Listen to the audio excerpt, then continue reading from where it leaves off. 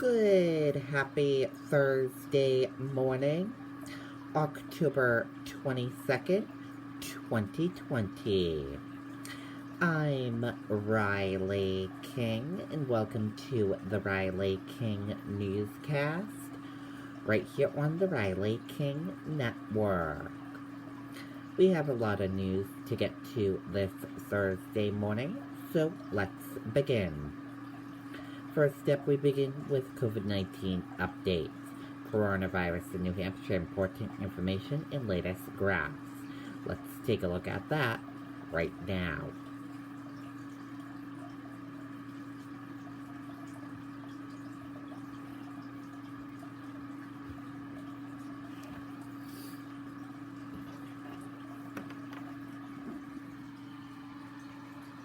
And here is a look at that information for all of you right now.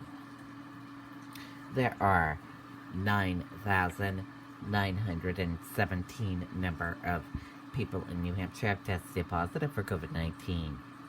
8,319,271 number of people in the United States have tested positive. 469 number of deaths from COVID-19 in New Hampshire. 763 number of people have been hospitalized with COVID-19 in New Hampshire, and 221,816 number of deaths from COVID-19 in the United States. Let's take a look at this map of New Hampshire where current cases of COVID-19 are. In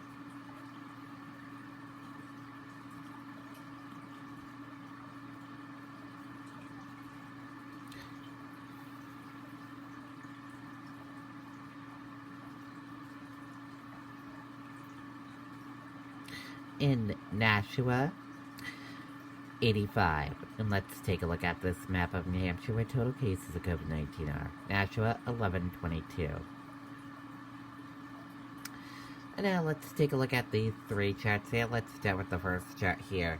New cases each day in New Hampshire in the purple. Daily new positive COVID-19 cases. In the orange, new hospitalization. And in the red, death.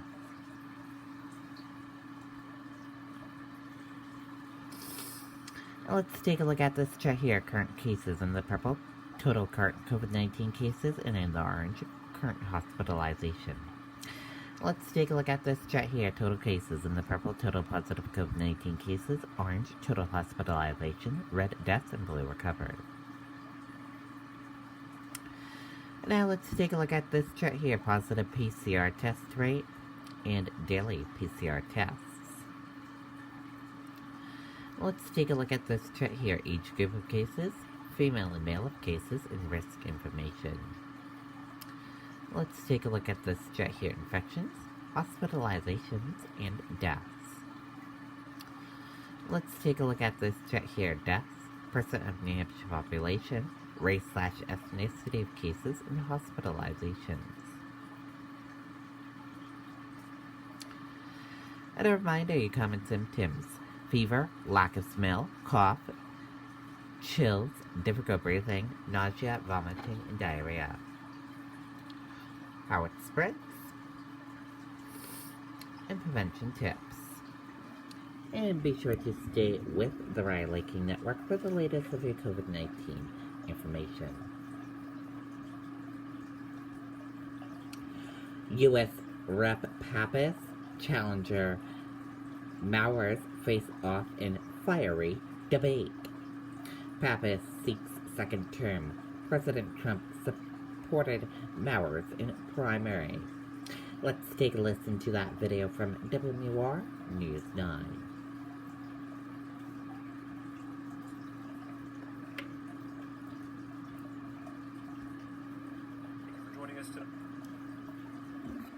COVID-19 has presented the country with tremendous challenges and disrupted our lives.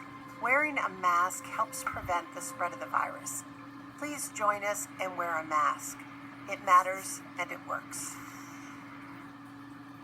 It was a lively debate with Mowers and Pappas trading jabs and drawing stark differences between their candidacies. Mowers attacking Pappas on his record in Congress related to COVID stimulus negotiations and more. The congressman defending it, saying Democratic progress has been stonewalled by Majority Leader Mitch McConnell in the Senate. This isn't time for agendas. This is a time to put the American people first. We've all been impacted by this. This and we is need absolutely to deliver help, Congressman. This is absolutely Go a time. do your job. This is absolutely a time to put the American people first, Matt. And I've been fighting for that each and every step of the way. I've signed letters. I've called on leadership to come to the table and cut a deal. Law enforcement reform also drawing out clear battle lines between the two candidates, with Pappas supporting the George Floyd criminal justice bill, banning no-knock warrants, blocking the flow of military surplus equipment to departments, and removing qualified immunity, something Mowers has criticized him for. I have nothing but respect and admiration for the law enforcement community, and I wasn't willing to look the other way after George Floyd's murder. I think we got to bring our country together around a conversation that can figure out how to solve these problems, how to focus our community policing resources where it can make the most difference. Political reporter John DeStaso asked Mowers how officers could be held more accountable for wrong or even deadly actions. We do need to make sure that law enforcement that steps out of line is held accountable. And you're seeing that happen in Minneapolis right now. The officer who committed that tragedy, it was a tragedy, is actually going through criminal proceedings right now. But here's what Congressman Pappas did. Despite the fact that he told law enforcement 2 years ago he would support them, he didn't. Now, the two also discussed the Affordable Care Act as well as taxation and more. If you missed any part of tonight's debate, you can catch that on any of our digital platforms. Live in Manchester, I'm Charisse LeClaire, WMUR News 9. Okay, and there you go on that video and that report.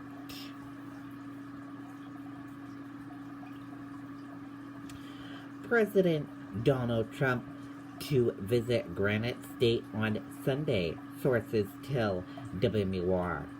Event to be held in Manchester. Let's take a listen to that video from WMUR News 9.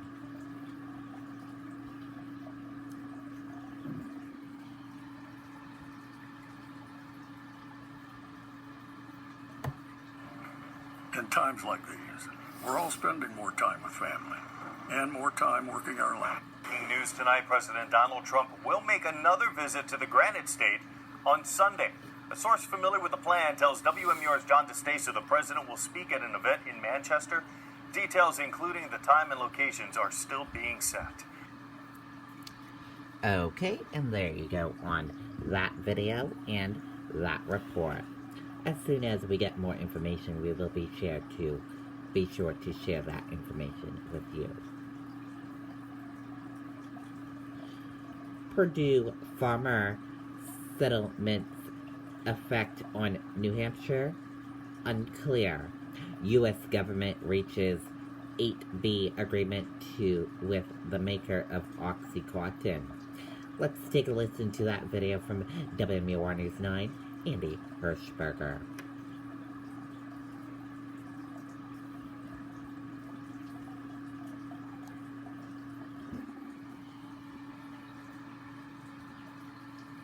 Homes throughout New Hampshire, northern Purdue Pharma, the maker of the powerful and controversial prescription painkiller OxyContin, has reached an agreement with the Federal Department of Justice to plead guilty to 3 federal criminal charges as part of an $8 billion settlement.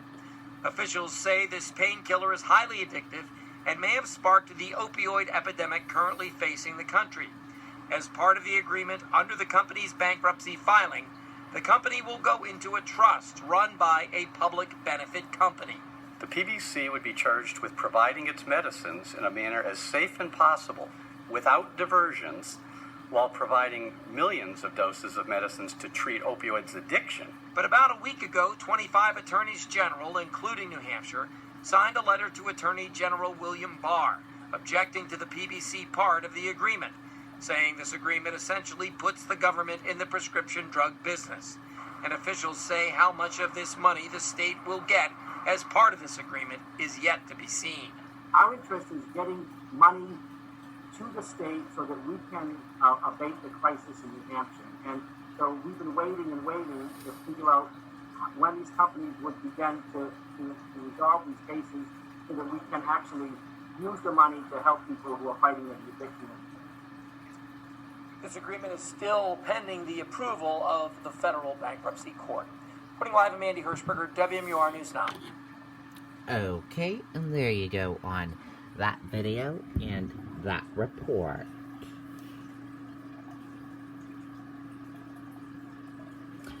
VP Mike Pence rallies with supporters in Portsmouth. Vice President says 4 more years of Trump will receive economy and revive the economy. Let's take a listen to that video from WMUR News 9.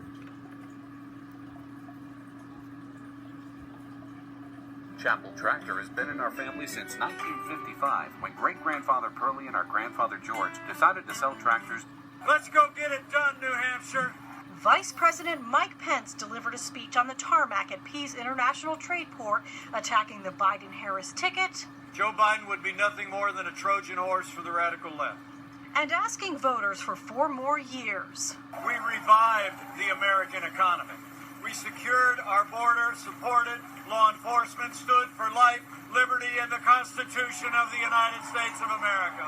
In a one-on-one interview with WMUR, we asked the head of the coronavirus task force for an update. As we are every single day, one day closer to having a coronavirus vaccine, that the American people can be proud of what we've accomplished together. We grieve for the loss of life here in New Hampshire and more than 200,000 Americans that we've lost. He tells News 9 he believes a vaccine will immediately put coronavirus in the past. The moment that a safe and effective coronavirus vaccine is available, that the American people can be confident that they can take it safely.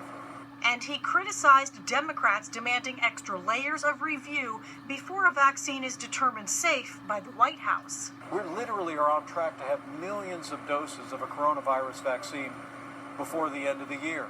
And that vaccine will go through all of the rigorous review of the FDA, of independent review boards, of outside review, before it's ever made available to the American people. Jean Mackin, WMUR, News 9. Okay, and there you go on that video and that report.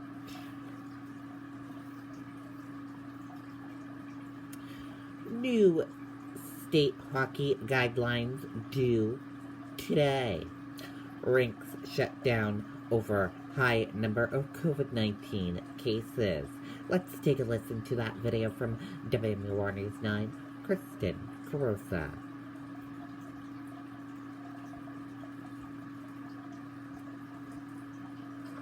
Now's the time to get a great deal on select Kubota compact and subcompact tractors. 25 hockey communities in New Hampshire saw a concerning amount of cases of COVID-19.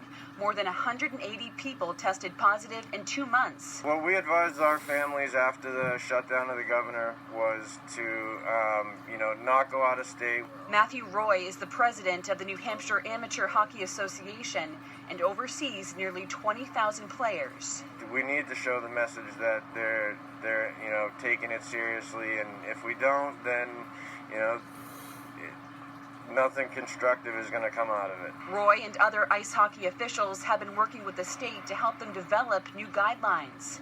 And so we've been working for the past week or so with rink owners, with coaches, with families to get their feedback and understand what's working and what's not working for them. Patricia Tilley is on the state's COVID-19 task force and says the new guidelines will be out tomorrow with new expectations. These are expectations for all hockey programs and rinks to follow in order to get kids on the ice safely.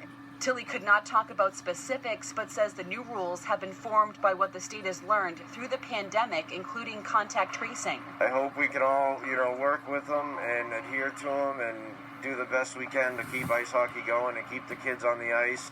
Roy is encouraging everyone to embrace these new guidelines set out by the state to prevent a shutdown once again. Reporting in Hooksett, Kristen Carosa, WMUR News 9. Okay, and there you go on that video and that report. Intelligence officials announce attempts by Iran, Russia to influence election. New Hampshire election officials confident system secure. Let's take a listen to that video from WMUR News 9, Siobhan Lopez. Palmer Gas and Oil has been keeping homes in New Hampshire, northern Massachusetts, and southern Maine comfortable for over 85 years and 4 generations. Replace your old outdated heating or cooling system with a new highly efficient one installed by your friends and neighbors at the award-winning Palmer Gas and Oil. From full furnace installations to innovative mini split systems, we're more than just fuel. Palmer has the staff, resources, and equipment in-house to do it all. Installation, service, and maintenance. Palmer Gas and Oil. Friendly, simple, safe. PalmerGas.com. The FBI and intelligence officials alerting the public that Iran and Russia have obtained some U.S. voter registration information to influence the 2020 election. We have already seen Iran sending spoofed emails designed to intimidate voters, incite social unrest, and damage President Trump. While they didn't detail the nature of the emails, there have been reports in key battleground states like Florida of people being threatened via email if they don't change their party affiliation to Republican and vote for Donald Trump. Although we have not seen the same actions from Russia, we are aware that they have obtained some voter information just as they did in 2016. We're also coordinating with the private sector, both technology and social media companies, to make sure that their platforms aren't used by foreign adversaries to spread disinformation and propaganda. New Hampshire Deputy Secretary of State David Scanlon tells News 9, our election systems in New Hampshire are sound. We have taken measures to make sure they are secure. Voters should have confidence in the elections and know that their vote will count. And Scanlon urges anyone who has questions about something they've seen online to contact his office, the Attorney General's office, or their local election officials. Reporting live, Siobhan Lopez, WMUR News 9. Okay, and there you go on that video and that report. And thank you for watching this Thursday morning edition of the Riley King Newscast right here on the Riley King Network. I hope you all have a great rest of your day, and I'll see you back here later on today for another newscast. I'll have a news report coming up in a little bit. Goodbye, everyone.